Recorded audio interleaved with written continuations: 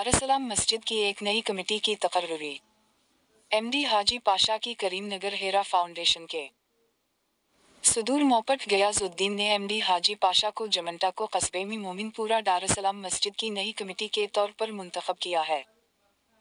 MD Salim बतौर नाइब सुदूर और एमडी बतौर सेक्रेटरी वाजिद मुंतखब हवा। सदर हाजी पाशा ने कहा कि कमेटी के तमाम मेंबरान मस्जिद की तरक्की के लिए मिलकर काम करेंगे। मुफ्ती गयास साहब, हेरा फाउंडेशन, हज़बराबाद हल्का मस्जिद, ऐदगा, ख़ाबरस्तान कमेटी के सुदूर मुजाहिद हसीन और वारड जवान, माफिरूज, एबदल्लाह, सैफाबा, शिफाबा, शादा, बिशनवाज, कलीम, कालड, समीर, जमर, जी अल्लाह, अजास्त वगैरह नौजवानों और लोगों का खुसूसी शुक्रिया।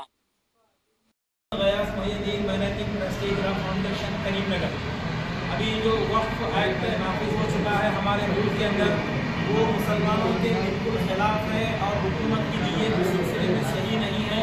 मस्जिदों, मदरसों, कब्रस्तानों और ईदगाहों की ज़मीन को हथियाने के लिए हुकूमत ने इस बिल को पार्लियामेंट के अंदर लाया है, जबकि हमारे इस मुल्क के अंदर मुसलमानों के बहुत सारे इशूज़ हैं। मुसलमानों की जान, माल, इज्जत और आबरू महफूज नहीं है, और इसके बावजूद उन सारी चीज़ों को एक तरफ रखते हुए वक्फ बिल को लेकर आकर ये बताया जा रहा है कि हिंदुस्तान का सबसे अहम मसला यही है। तो हम लोग हुकूमत से ये मुतालबा करते हैं कि जो वक्फ बिल लाया गया है उसे बिल्कुल मुस्तरद कर दें, ख़त्म कर दें। ये मुसलमानों के हक़ में किसी भी तरीके से बेहतर नहीं है, और जब तक ये बिल ख़त्म नहीं होता हम उसके ख़िलाफ़ मुज़ाहमत करेंगे और जमहूरी अंदाज के अंदर उसके ख़िलाफ़ हम एहतजाज करेंगे। और ये एहतजाज उस वक्त तक जारी रहेगा जब तक कि ये एक्ट वापस नहीं लिया जाता।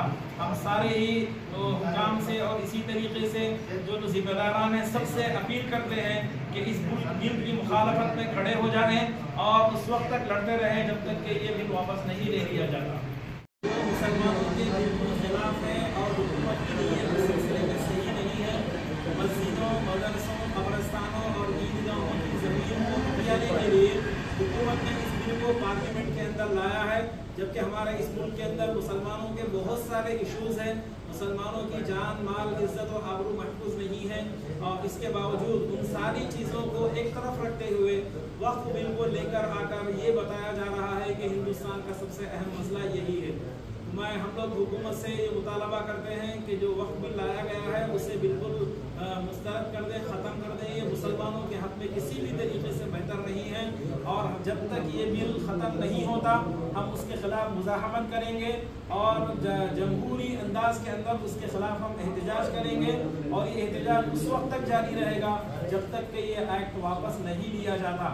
हम सारे ही हुकाम से और इसी तरीके से जो ज़िम्मेदारान हैं सबसे अपील करते हैं कि इस बिल की मुखालफत में खड़े हो जाएं और उस वक्त तक लड़ते रहें जब तक कि ये बिल वापस नहीं ले लिया जाता।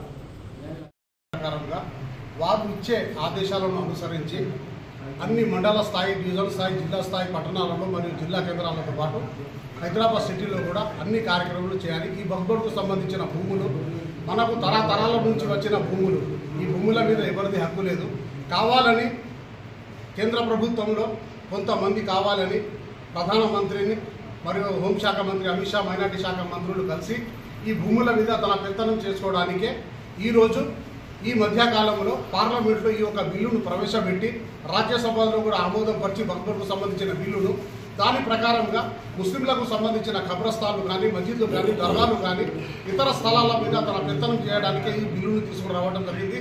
కానీ మొత్తం భారతదేశం కాదు, మొత్తం ప్రపంచం కూడా మొత్తం ముస్లిం సోదరులు ఒకటై ఈసారి గతంలో మన వ్యవసాయ శాఖ రైతుల మీద ఎలా అప్పుడు ఒక బిల్ తెచ్చారు, నల్ల చట్టం బిల్లు తెచ్చిన తర్వాత రైతులు రోడ్డు మీద వచ్చి ఉద్యమాలు చేసిన తర్వాత ఇదే కేంద్ర ప్రభుత్వం 16 నెలల తర్వాత ఆ బిల్లును తీసుకొని తిరిగి రద్దు చేయడం జరిగింది। అలాంటిది కార్యక్రమం చేయకముందే మన ప్రధానమంత్రి మోడీ గారు కానీ, అమిత్ షా గారు కానీ ఇప్పుడు జోక్యం చేసుకొని వెంటనే ఈ వక్ఫ్ బోర్డు మీద తీసుకొని వచ్చిన బిల్లును వెంటనే విరమించుకోవాలి। ముస్లింలు కనుక రోడ్ల మీద వచ్చినట్టయితే పరిస్థితులు వేరే ఉంటాయి। ఆ పరిస్థితులు రాకముందే ఇక్కడ మేము భారతదేశంలో హిందూ, ముస్లిం, క్రిస్టియన్, కిసాయి అందరం కలిసి అన్న తమ్ముళ్ళలాగా ఉంటాం కనుక మమ్మల్ని విడదీయడానికి ఒక ప్రయత్నం చేయకండి। మమ్మల్ని అందరినీ చూసినట్టే మమ్మల్ని కూడా అలాగనే చూడాలి, కానీ మాకు వ్యతిరేకంగా చూడకండి దయచేసి। ఈ సందర్భంగా వక్ఫ్ బోర్డు బిల్లుకు సంబంధించిన నిరసన కార్యక్రమం ఏదైనా జరిగినప్పుడు మా హిందూ సోదరులు కానీ సిక్కులు కానీ క్రిస్టియన్లు కానీ ముస్లింలతో పాటు వచ్చి వాళ్ళు కూడా ఈ ర్యాలీలలో పాల్గొని మాకు కూడా సంపూర్ణంగా మద్దతు ఇవ్వాలని ఈ సందర్భంగా మిమ్మల్ని కోరుతున్నాం. ముస్లిం పర్సనల్ బోర్డు ప్రకారంగా వారు ఇచ్చే ఆదేశాలను అనుసరించి అన్ని మండల స్థాయి, డివిజన్ స్థాయి, జిల్లా స్థాయి పట్టణాలలో మరియు జిల్లా కేంద్రాలతో పాటు హైదరాబాద్ సిటీలో కూడా అన్ని కార్యక్రమాలు చేయాలి. ఈ వక్ఫ్ సంబంధించిన భూములు మనకు తరతరాల నుంచి వచ్చిన భూములు, ఈ భూముల మీద ఎవరిది హక్కు లేదు. కావాలని కేంద్ర ప్రభుత్వంలో కొంతమంది కావాలని ప్రధానమంత్రిని మరియు హోంశాఖ మంత్రి అమిత్ షా, మైనార్టీ శాఖ మంత్రులు కలిసి ఈ భూముల మీద తన పెత్తనం చేసుకోవడానికే ఈరోజు ఈ మధ్యకాలంలో పార్లమెంట్లో ఈ యొక్క బిల్లును ప్రవేశపెట్టి రాజ్యసభలో కూడా ఆమోదం పరిచి వక్ఫ్కు సంబంధించిన బిల్లును దాని ప్రకారంగా ముస్లింలకు సంబంధించిన ఖబ్రస్థాన్లు కానీ, మస్జిద్లు కానీ, దర్గాలు కానీ ఇతర స్థలాల మీద తన పెత్తనం చేయడానికి ఈ బిల్లును తీసుకురావడం జరిగింది. కానీ మొత్తం భారతదేశం కాదు, మొత్తం ప్రపంచం కూడా మొత్తం ముస్లిం సోదరులు ఒకటై ఈసారి గతంలో మన వ్యవసాయ శాఖ రైతుల మీద ఎలా అప్పుడు ఒక బిల్ తెచ్చారు, నల్ల చట్టం బిల్లు తెచ్చిన తర్వాత రైతులు రోడ్డు మీద వచ్చి ఉద్యమాలు చేసిన తర్వాత ఇదే కేంద్ర ప్రభుత్వం 16 నెలల తర్వాత ఆ బిల్లును తీసుకొని తిరిగి రద్దు చేయడం జరిగింది. అలాంటిది కార్యక్రమం చేయకముందే మన ప్రధానమంత్రి మోడీ గారు కానీ, అమిత్ షా గారు కానీ ఇప్పుడు జోక్యం చేసుకొని వెంటనే ఈ వక్ఫ్ బోర్డు మీద తీసుకొని వచ్చిన బిల్లును వెంటనే విరమించుకోవాలి. ముస్లింలు కనుక రోడ్ల మీద వచ్చినట్టయితే పరిస్థితులు వేరే ఉంటాయి. ఆ పరిస్థితులు రాకముందే ఇక్కడ మేము భారతదేశంలో హిందూ, ముస్లిం, క్రిస్టియన్, ఇసాయి అందరం కలిసి అన్న తమ్ముళ్ళలాగా ఉంటాము. మేము ఉంటాం కనుక మమ్మల్ని విడదీయడానికి ఒక ప్రయత్నం చేయకండి. మమ్మల్ని అందరినీ చూసినట్టే మమ్మల్ని కూడా అలాగనే చూడాలి, కానీ మాకు వ్యతిరేకంగా చూడకండి దయచేసి.